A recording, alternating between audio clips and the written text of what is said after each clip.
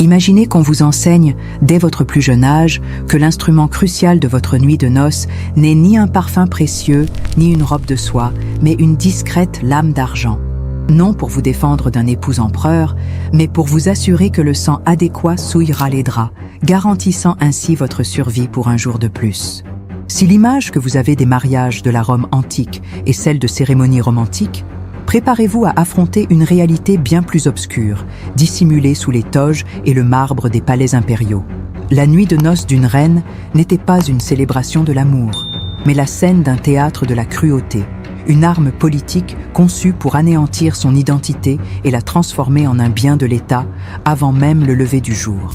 Nous allons vous révéler comment des rituels d'humiliation publique, de violence légitimée et de surveillance obsessionnelle métamorphosaient le lit conjugal en une chambre de torture psychologique. Ce qui se déroulait dans l'intimité de ces chambres dépassait de loin la simple consommation d'un mariage. C'était l'exécution de la femme pour garantir la naissance d'un pion sur l'échiquier du pouvoir. Les secrets que vous allez découvrir ne figurent pas dans les manuels d'histoire, car ils ont été délibérément réduits au silence pendant des siècles. Si ce premier secret a déjà éveillé votre curiosité, rejoignez notre cercle d'initiés. Votre soutien est précieux. Un pouce bleu nous aide à mettre en lumière ces récits oubliés. Et, en vous abonnant, vous ne manquerez aucune de nos prochaines révélations. Dites-nous en commentaire depuis quelle région de France ou quel pays vous levez le voile sur ces mystères avec nous. Suggérez-nous également le nom de l'impératrice ou de la reine dont vous brûlez de connaître les secrets pour nos futures enquêtes. Pour comprendre comment une telle brutalité a pu être déguisée en tradition sacrée, il faut se plonger dans le cœur du pouvoir de la Rome impériale, une période s'étendant sur près de 5 siècles après l'avènement d'Auguste. Dans cet empire colossal, où la volonté d'un seul homme, l'empereur, façonnait le destin de millions de personnes, le mariage au sommet de l'État n'était jamais une affaire de cœur. C'était l'outil politique le plus puissant qui soit, un contrat scellé pour forger des alliances, neutraliser des rivaux et, par-dessus tout, assurer la continuité de la lignée. La société romaine était fondée sur le principe de la patria potestas, l'autorité absolue du père de famille sur l'ensemble de ses membres, y compris un droit de vie et de mort. Cette structure patriarcale imprégnait toutes les strates du pouvoir. Pour une impératrice, cela signifiait que son corps n'était pas sa propriété, mais un capital stratégique appartenant à l'Empire. Sa fertilité était une question de sécurité nationale et sa capacité à produire un héritier mâle la seule mesure de sa valeur. C'est dans ce cadre impitoyable que la nuit de noces fut transformée en un mécanisme de contrôle, un rituel conçu pour s'assurer que la nouvelle épouse comprenne sa fonction avant même le premier lever de soleil sur sa nouvelle vie. Au cœur de cette mécanique implacable se trouvaient 2 acteurs principaux, dont les rôles étaient écrits bien avant leur rencontre. D'un côté, l'empereur. Il n'était pas simplement un époux, mais l'incarnation de Rome. Un homme souvent bien plus âgé, pour qui ce mariage n'était qu'une manœuvre stratégique sur l'échiquier politique. Sa préoccupation n'était pas la romance, mais la consolidation de son pouvoir et la pérennité de sa dynastie. De l'autre côté, la future impératrice. Le plus souvent, il s'agissait d'une adolescente, parfois âgée d'à peine 12 ou 13 ans, choisie non pour sa personnalité, mais pour la pureté de son sang et sa fertilité présumée. Déracinée de sa famille, propulsée dans l'antre du pouvoir, elle était une étrangère dans un monde de protocoles rigides et de regards scrutateurs. Pour elle, la nuit de noces n'était pas la promesse d'une vie nouvelle, mais un saut terrifiant dans l'inconnu face à un homme qui détenait un pouvoir absolu sur sa vie. La rencontre de ces 2 personnages n'était pas celle de 2 individus, mais la collision brutale entre l'autorité suprême et la vulnérabilité totale. C'est sur cette asymétrie fondamentale que tout le drame de la première nuit était construit, une performance conçue pour graver dans sa chair et son esprit son nouveau statut, non pas une épouse, mais un instrument du pouvoir impérial. Cette vulnérabilité n'était pas laissée au hasard. Elle était au contraire le point de départ d'un système de contrôle intime, dont les rouages se mettaient en marche bien avant que la porte de la chambre nuptiale ne se referme. Dès son arrivée au palais, la future impératrice entrait dans une cage dorée où l'intimité était une illusion. Un réseau invisible d'yeux et d'oreilles, composé de dames de compagnie, de serviteurs et de gardes, rapportait ses moindres faits et gestes. L'architecture même de certains palais était conçue pour cette surveillance, avec des passages secrets et des ouvertures dissimulées permettant une observation constante. Mais le contrôle le plus profond et le plus humiliant était physique. La jeune fiancée était soumise à des examens corporels dégradants, menés par des matrones et des médecins impériaux. Le but n'était pas de veiller à sa santé, mais d'évaluer son potentiel reproductif, sa virginité étant une obsession d'État. Chaque détail de son anatomie était scruté, analysé et consigné dans des rapports destinés à l'empereur. Des protocoles de préparation stricts, mêlant régimes alimentaires et bains rituels, visaient à la conditionner psychologiquement, lui inculquant l'idée que son corps était désormais un sanctuaire public dédié à la procréation. Des instructions explicites sur ses devoirs conjugaux lui étaient murmurées, non comme des conseils, mais comme des ordres. C'était la première phase de l'annihilation de son être, la transformer en un objet avant même de la livrer à son propriétaire. Ces révélations ne sont que la partie émergée de l'iceberg.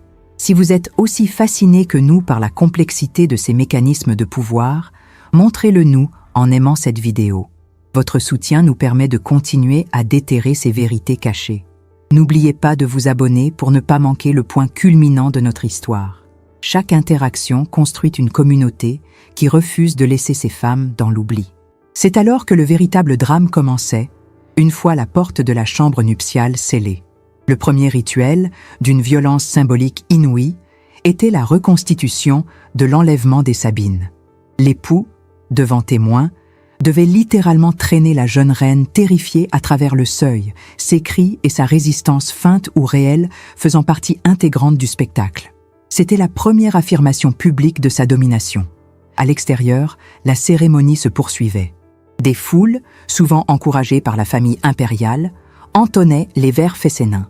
Des chants d'une crudité inimaginable, décrivant en détail les actes à venir et se moquant de l'inexpérience de la mariée. Des fragments de journaux intimes, miraculeusement préservés, décrivent l'horreur de ces jeunes filles, entendant des centaines de voix commenter et parier sur leur propre défloration. Puis venait l'acte final, le plus terrible, la preuve par le sang. Des documents archéologiques et des témoignages oubliés confirment une pratique désespérée. Certaines reines, terrifiées à l'idée de ne pas saigner suffisamment pour satisfaire l'obsession de la cour, dissimulaient de petites lames pour s'entailler elles-mêmes, s'assurant ainsi de produire le trophée sanglant qui serait exigé d'elle. Ce n'était pas un acte d'union, mais une performance de soumission, un sacrifice ritualisé où le consentement était aboli et où la survie dépendait d'une mise en scène macabre sous les oreilles attentives de l'Empire tout entier. L'épreuve ne s'achevait pas avec les premières lueurs de l'aube. Au contraire, le matin donnait lieu au dernier acte public de cette pièce macabre, la vérification. Des matrones ou des hauts fonctionnaires entraient dans la chambre pour inspecter les draps, à la recherche de la preuve irréfutable de la pureté de la reine et de la consommation du mariage. Ce linge, devenu un document d'État, était parfois exhibé publiquement, transformant le moment le plus intime d'une femme en un trophée politique. Les conséquences de ce verdict étaient immédiates et irrévocables. Une absence de sang pouvait signifier la répudiation, l'exil, voire une condamnation à mort pour impureté, brisant net l'alliance politique que le mariage devait cimenter. Si la preuve était validée, le soulagement n'était que de courte durée. Le traumatisme de cette nuit inaugurale, analysé aujourd'hui par des psychologues comme un déclencheur de syndrome de stress post-traumatique, laissait des cicatrices psychologiques indélébiles. Il instaurait une dynamique de peur et de soumission qui allait définir l'entièreté de son règne. La reine avait survécu à sa première épreuve, mais elle venait d'apprendre que sa vie entière serait désormais une performance sous surveillance, où la moindre défaillance pourrait lui coûter la vie. L'onde de choc de cette première nuit ne se limitait pas à la vie d'une seule femme. Elle se propageait à travers les générations, façonnant un héritage de peur. Ce théâtre de la subjugation est devenu un modèle de gouvernance non écrit, un manuel secret sur la manière de neutraliser le pouvoir féminin à sa source. Les impératrices suivantes, connaissant le sort de leurs prédécesseurs, intégraient cette leçon de terreur bien avant leur propre mariage. Cet héritage a été volontairement effacé des chroniques officielles. Les historiens de l'époque, presque exclusivement des hommes au service du pouvoir, On polit l'image de l'Empire, passant sous silence la brutalité systémique de ces rituels.